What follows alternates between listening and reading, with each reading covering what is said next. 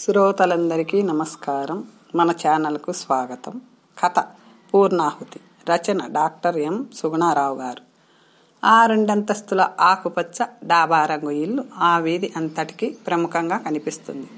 ఆ ఇల్లు అందరికీ చిరపరిచితం. ఆ ఇంటి ఎదురుగా నిలబడి బాబు ధర్మం అన్న యాచకుడికి భిక్షం దొరకకుండా పోదు. ఇంటి ముందు ఆగిన కూరల బండి వాళ్ళ దగ్గర బేరం చేయకుండా కూరలు కొనేది ఆ ఇంట్లో వాళ్లే. వినాయక చవితికి, దసరాకు, చందాలకు వచ్చే వారికి కూడా ఆ ఇంట్లో వారు సంతృప్తిగా ఎంతో కొంత ఇచ్చి పంపుతారు. ఆ ఇల్లు ఎప్పుడూ సందడిగానే ఉంటుంది. ఆ ఇంటి ముందుకు వచ్చిన వాళ్ళకి మంచి జరగడానికి ఆ వీధిలో ఎవ్వరికి ఏ అత్యవసరం వచ్చి ఆ ఇంట్లోని ఏ సభ్యులైనా వచ్చి వాలిపోవడానికి కారణం ఆ ఇంటి పెద్ద ఆయన 81 సంవత్సరాల పూర్ణయ్య. ఆయన ఒక ప్రభుత్వ రంగ సంస్థలో ఉన్నతాధికారిగా పదవీ విరమణ చేశారు. రిటైర్ అయిన ఉత్సాహంగా యువకుడి మాదిరిగానే ఉదయం సాయంత్రం వాకింగ్ చేస్తారు. ఆ సమయంలో ఆ చుట్టుపక్కల కనబడిన వారిని అందరినీ పలకరిస్తూ ఎవరైనా ఏదైనా అవసరం కోసం అర్థిస్తే సాయం చేయడానికి ముందుంటారు. అలాంటి ఆ ఇంట్లో వారం రోజులుగా మౌనం రాజ్యమేలుతుంది. ఆ ఇంటి సభ్యులు ఎవ్వరూ ఆయనతో మాట్లాడటం లేదు. ఎప్పుడు భోజనాల బల్ల దగ్గర కలిసి భోంచేసి కబుర్లు చెప్పుకుని ఆ ఇంటి సభ్యులు అంతా మూగనోము పట్టారు. ఆ ఇంట్లో పూర్ణయ్య గారితో పాటు ఆయన భార్య శారదాంబ, 50 సంవత్సరాల కొడుకు శివరాం, కోడలు భాగ్యలక్ష్మి, ఇంజనీరింగ్ చదివే మనవడు సత్యప్రకాష్ ఉంటారు. పైనున్న పోర్షన్ అద్దెకు ఇచ్చారు. కింద వీళ్ళు ఉంటారు. వారం రోజులుగా ఆ ఇంట్లో కోల్డ్ వార్. కుటుంబ సభ్యులంతా ఒకవైపు, ఆయనొక్కడే ఒకవైపు అయిపోయారు. ఇంటి సభ్యులు ఆయనతో మాట్లాడడం మానేశారు. సరిగ్గా ఉదయం 11 దాటింది. ఆ వీధి మొదట్లో ఒక వాహనం వచ్చి ఆగింది. ఆ వాహనం నుంచి కిందకి దిగిన 30 ఏళ్ల యువకుడు ఆ సందు మొదట్లో ఉన్న కిళ్ళీ బండి దగ్గర ఆగాడు. కిళ్ళీ షాప్ అతనితో, పూర్ణయ్య గారి ఇల్లు ఎక్కడా అన్నాడు. వారి ఇల్లు దగ్గరే బాబు, ఈ వీధి చివర శివాలయం పక్కన అని చెప్పి, ఆ బాబుగారు చాలా మంచి ఆయన, దేవుడు అన్నా కూడా తక్కువే, అంత మంచి ఆయనకి ఏమిటో ఈ వయసులో కష్టం అన్నాడు ఆ కిళ్ళీ షాప్ అతను. కారులో నుంచి దిగిన అతను, అయితే అతను చాలా పెద్ద మనిషి అంటావు అన్నాడు ఆరా తీస్తున్నట్టుగా. అవును బాబు, 30 ఏళ్లుగా ఆయన తెలుసు. ఎవరిది ఒక పైసా ఆశించి ఎరుగడు. అలాగే ఉద్యోగంలో కూడా ఎవరి చేత ఏమీ అనిపించుకోకుండానే నెగ్గుకొచ్చాడంట. ఈ కాలనీలో అయ్యగారులంతా చెప్పుకుంటుంటే విన్నాను అన్నాడు. సరే, థ్యాంక్స్, మంచి సమాచారం ఇచ్చావు అంటూ అతను కారు ఎక్కబోతుంటే ఆ కిళ్ళీ షాప్ యజమాని అడిగాడు, ఇంతకీ తమరెవరు బాబు అని. నేను పత్రికా ఆఫీస్ నుంచి వచ్చాను, వారిని ఇంటర్వ్యూ చేయడం కోసం వెళ్తున్నాను అన్నాడు. మంచిగా రాయండి బాబు ఆయన గురించి అన్నాడు అతను. అంతలో ఆ కిళ్ళీ షాప్ దగ్గర సోడా తాగుతున్న ఒక ఆగంతకుడు, ఆవు చేలో మేస్తే దూడ గట్టున మేయదు కదా అన్నాడు ఆ యువకుడి వంక చూస్తూ. అతను కారు ఎక్కబోతూ, ఈ మాటలు ఎవరి గురించి చెప్తున్నారు అంటూ ప్రశ్నార్థకంగా ఆ మాటలన్న వ్యక్తి వైపు చూశాడు. ఆ పెద్దాయన దగ్గరకు వెళ్తున్నారు కదా, మీకే తెలుస్తుంది అంటూ ఆ వ్యక్తి సోడా తాగి అక్కడి నుంచి కదిలాడు. కారులో కూర్చున్న అతను ఆలోచనలో పడ్డాడు. ఆ కొత్త వ్యక్తి చెప్పిన మాటలు మరింత ఆలోచనలకు గురి చేశాయి. ఇప్పుడు తను 81 సంవత్సరాల ఒక పెద్దాయన్ని ఇంటర్వ్యూ చేయడానికి వెళ్తున్నాడు. ఆయన గురించి వారం రోజులుగా న్యూస్ పేపర్లో వార్తలు వస్తున్నాయి. కారణం, 32 సంవత్సరాల క్రితం ఆయన లంచం తీసుకున్నాడు తన దగ్గర పనిచేసే గుమస్తా దగ్గర. ఆ కేసు ఇన్ని సంవత్సరాలుగా నడుస్తూ ఇప్పటికి ఆయన చేసిన ఆ నేరానికి శిక్ష పడింది. 1991 సంవత్సరంలో ఆయన మీద ప్రభుత్వ అధికారులు కేసు పెట్టారు. తన ఆఫీసులో పనిచేసే ఒక ఉద్యోగికి ఇంక్రిమెంట్ శాంక్షన్ చేసే నిమిత్తం ఆయన లంచం తీసుకున్నాడని. ఆ సమయంలో దొరికిపోయిన అతన్ని పోలీసులు అరెస్టు చేసి ఒకరోజు జైల్లో ఉంచారు. ఆ కేసు తర్వాత ఏమైందో మరి, మళ్ళీ ఇన్ని సంవత్సరాలకు వెలుగులోకి వచ్చింది. ఆ కేసును పరిష్కరించే దిశగా అడుగులు వేయబడ్డాయి. 81 ఏళ్ల పూర్ణయ్య గారికి 1 సంవత్సరం జైలు శిక్ష, 15,000 రూపాయలు ఫైను చెల్లించాలంటూ కోర్టు తీర్పు ఇచ్చింది. ఆ కేసు వివరాల కోసమే ఇప్పుడు తను ఆయన్ని ఇంటర్వ్యూ చేయడానికి వెళ్తున్నాడు. అలా ఆలోచిస్తూనే అతను డ్రైవర్కు ఆ ఇంటి గుర్తులు చెప్పి కారు అక్కడ ఆపమన్నాడు. కారు ఆ డాబా ముందు ఆగింది. కారులో నుంచి ఆ యువకుడు దిగి తలుపు దగ్గర ఉన్న కాలింగ్ బెల్ మోగించాడు. ఓ 50 ఏళ్ల మహిళ తలుపు తీసి, ఎవరు కావాలి బాబు అని అడిగింది. నా పేరు భగీరథ, పూర్ణయ్య గారి కోసం వచ్చాను. వారి ఇంటర్వ్యూ కోసం నన్ను రమ్మన్నారు అన్నాడు. ఇంట్లో పూజ జరుగుతుంది బాబు, హోమం చేశారు, మీరు కాసేపు కూర్చోండి అంటూ లోపలికి తీసుకెళ్ళింది ఆమె. బహుశా పనమ్మాయి కాబోలు అనుకున్నాడు ఆమెను చూసి. ఇంటి లోపల పూజ జరుగుతున్నట్టుంది. మంత్రాలు వినిపిస్తున్నాయి. అతను ఆ గదిలో కూర్చుంటూ చుట్టూ చూశాడు. విశాలమైన ఆ డ్రాయింగ్ రూమ్లో గోడకు అమర్చిన టీవీ, అలమరల నిండా పుస్తకాలు, టీపాయ్ మీద ఆ రోజు వచ్చిన వార్తాపత్రికలు. ఇంతలో లోపల నుంచి ఓం పూర్ణమాదః పూర్ణమిదం పూర్ణాత్ పూర్ణముదచ్యతే పూర్ణస్య పూర్ణమాదాయ పూర్ణమేవ వశిష్యతే ఓం శాంతి శాంతి శాంతి అని వినిపించింది. ఆ శ్లోకం వినగానే పూజ పూర్తి కావచ్చింది. పూర్ణాహుతి మంత్రం చదివారు కదా అనుకున్నాడు భగీరథ. పావుగంట తర్వాత ఆ గదిలోకి తను ఎదురు చూస్తున్న ఆ పెద్ద ఆయన వచ్చారు. నమస్కారం సార్ అన్నాడు భగీరథ. కూర్చోండి అంటూ నవ్వుతూ చూసి, శారదా, వీరికి ప్రసాదం పట్టుకురా అన్నారు. లోపల నుంచి ఒక పెద్ద ఆవిడ అరిటాకులో ప్రసాదం తీసుకొచ్చి అతనికి అందించింది. ధన్యవాదాలు అంటూ ప్రసాదం తీసుకొని తినడం మొదలుపెట్టాడు భగీరథ. తింటూనే ఆ పెద్ద ఆయన వంక పరిశీలనగా చూశాడు. పొడుగ్గా సన్నగా ఉన్నాడు. తెల్లగా పండిన జుట్టు, అంతకంటే పండులా ఉన్న శరీరపు ఛాయ.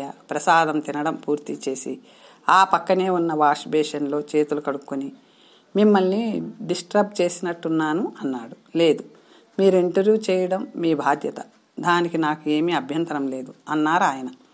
మొదలు పెడదామా సార్ అడిగాడు భగీరథ. ఉండండి, మా ఇంట్లో వాళ్ళని కూడా పిలుస్తాను అని అందరూ ఒకసారి రండమ్మా అంటూ గట్టిగా పిలిచాడు. హాల్లోకి అతనికి ప్రసాదం అందించిన పెద్దావిడ, 50 ఏళ్ల ఉన్న కొడుకు, కోడలు, 18 ఏళ్ళు ఉన్న మనవడు వచ్చి కూర్చున్నారు. మీరంతా దేనికి, మీరు ఒక్కరే ఉంటే సరిపోతుంది కదా అన్నాడు భగీరథ. నా జీవితం తెరచిన పుస్తకం, అందరికీ తెలియాలి. నేను ఒక్కడినే కాదు, నాతో నా కుటుంబం అన్నారు పూర్ణయ్య. ఆయన ఆ మాటలు చెప్పగానే భగీరథ ఏదో చెప్పడానికి ఉపక్రమించేంతలో, సార్ నేను మాట్లాడవచ్చా అన్నాడు ఆ గదిలో కూర్చున్న 18 ఏళ్ళ ఆయన మనవడు. ఒరేయ్ ఆగు, నువ్వేంటి, పెద్దవాళ్ళం మాట్లాడుకుంటున్నాం అంటూ కసిరాడు అతడి తండ్రి. లేదు, వాడిని మాట్లాడనీండి అంటూ మనవడి వైపు తిరిగి, నువ్వేం మాట్లాడాలనుకుంటున్నావో మాట్లాడినాన్న అన్నారు పూర్ణయ్య. ఆ 18 ఏళ్ల కుర్రాడు చెప్పడం మొదలుపెట్టాడు. తాతయ్య నాకు హీరో. ఆయన ఎప్పుడూ చిన్న తప్పు కూడా చేయడం నాకు తెలియదు. అందరికీ మంచిగా ఉండమనే చెబుతాడు. ఆయన చేసిన ఎన్నో గొప్ప పనులు మర్చిపోయి ఎప్పుడో చేసిన చిన్న తప్పు కోసం ఆయన్ని ఈ వయసులో శిక్షించడం న్యాయమా? అదే మాకు బాధగా ఉంది అన్నాడు. ఆ మాటలకు పక్కనే ఉన్న అతని తండ్రి, అవును, ఆయనకు ఈ వయసులో ఈ శిక్ష వేయడం అన్యాయం. ఆ ఒక్క తప్పు తప్ప ఆయన తన ఉద్యోగ జీవితం అంతా నిజాయితీగానే గడిపారు, నీతిగా బతికారు. అందుకోసం ఆయన్ని తిరిగి అప్పీల్ చేసుకోమంటున్నాం. సంవత్సరం జైలు శిక్ష అంటే ఈ వయసులో కష్టం. బలమైన లాయర్లు ఉన్నారు, వారి ద్వారా వారి వయసును దృష్టిలో ఉంచుకొని శిక్ష పూర్తిగా రద్దు చేయమని, జరిమానా విధించమని కోరదామనుకుంటున్నాం. అందుకు ఈయన ఒప్పుకోవడం లేదు అన్నాడు. ఆ మాటలకు వెంటనే పూర్ణయ్య గారి భార్య, ఈ వయసులో ఈయనకు జైలు శిక్ష ఏమిటి? వారం రోజులుగా ఇంట్లో వాళ్ళం అందరం పదే పదే చెబుతున్నా ఈయన వినడం లేదు అని చెప్తూ బోరున ఏడ్చింది. అయ్యో, ఏడవకు అంటూ పూర్ణయ్య గారు లేచి వెళ్ళి ఆవిడను పక్కన కూర్చుని ఆమె చేతుల మీద చేయి వేసి ఓదార్చారు. అక్కడే కూర్చున్న ఆయన కోడలు కూడా, ఈయనకు చాలా గొప్ప పేరు ఉంది, మంచితనం మూర్తీభవించిన మనిషి. కోర్టు వారు వేసిన శిక్షకు తల వంచి వెళ్ళిపోతే ఇంతవరకు ఉన్న ఈయన పేరు ప్రఖ్యాతులు ఏమవుతాయి? అందుకే కోర్టులో పోరాడమని చెబుతున్నాం అంది. ఆ మాటలకు అంత క్రితం మాట్లాడిన ఆయన మనవడు, అవును, తాతయ్యకు చెడ్డ పేరు వస్తుంది, ఆయన ఎప్పుడూ హీరోలానే ఉండాలి అన్నాడు. మనవడు మాట్లాడిన మాటలకు నవ్వుతూ, ఈ పెద్ద ఆయన నా ఇంటర్వ్యూ కోసం వచ్చారు, నన్ను కాస్త మాట్లాడనివ్వండి అంటూ చెప్పడం మొదలుపెట్టారు. నేను కొన్ని సంవత్సరాల క్రితం ఒక చిన్న తప్పు చేశాను. 100 రూపాయల లంచానికి కక్కుర్తి పడ్డాను. 100 అయినా 1000 అయినా తప్పు తప్పే, అది అవినీతి. ఆ తర్వాత నేను ఏ తప్పు చేయలేదు. మళ్ళీ ఇన్నేళ్లకు ఈ కేసు వెలుగులోకి వచ్చింది. ఒక్కసారి నేను ఈ కేసులో తీర్పు వినకుండానే, చేసిన తప్పుకు శిక్ష అనుభవించకుండానే చనిపోతానేమోనని భయపడేవాణ్ణి. ఇప్పుడు నాకు చాలా ప్రశాంతంగా ఉంది.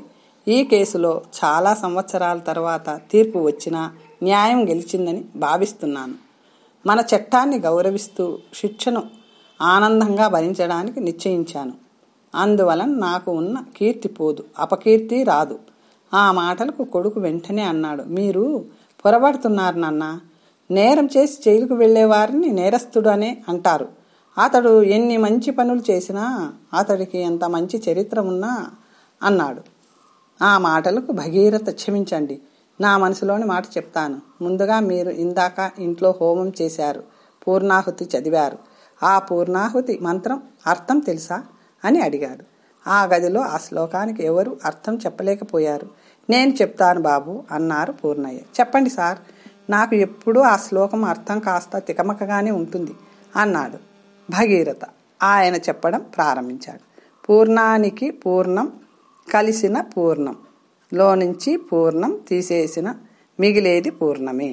ఈ శ్లోకార్థాన్ని మనం అవగతం చేసుకుంటే జీవిత సారమంతా ఇందులోనే దాగి ఉంది అన్నాడు పూర్ణయ్య.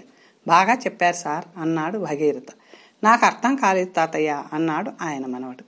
ఆయన మనవడి వంక నవ్వుతూ చూసి చెప్పడం మొదలుపెట్టాడు. మహాసముద్రం ఒడ్డు కనబడదు. ఆ మహాసముద్రంలోంచి మోటారు పంపుతో రోజంతా నీళ్లు తోడి ఆ నీటిని ఓ కుంటలోకి పంపినా ఆ సముద్రాన్ని సముద్రమే అంటాం, కానీ సముద్రం మైనస్ కుంట అనం కదా. అలాగే మన ఇంటి వాటర్ ట్యాంకులోని నీళ్లు తీసుకెళ్ళి సముద్రంలో పోసినా దాన్ని సముద్రం అనే అంటాం. అంటే మహాసముద్రంలో నుంచి నీళ్లు తీసివేసినా మళ్ళీ కలిపినా దాన్ని మహాసముద్రమే అంటాం. అలాగే జీవితం కూడా కలిపినా తీసివేసినా నిండుగా ఉండాలి, వెలితిగా ఉండకూడదు.